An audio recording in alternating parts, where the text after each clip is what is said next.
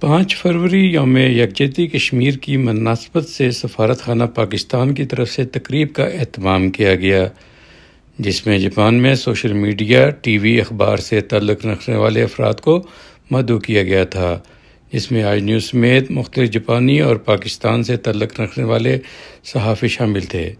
Media کو کشمیر میں جاری بھارتی جارحیت کے متعلق بریفنگ دی گئی۔ جاپان میں حال ہی میں تعینات سفیر بشیر رضا طارڑ نے صحافیوں سے بات کرتے ہوئے کشمیر میں جاری غیر انسانی مظالم کی نشاندہی کی۔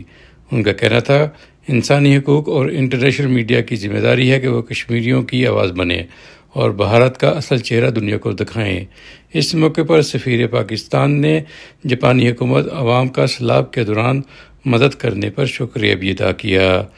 Rashid Samad Khan, Urdu one news, Japan.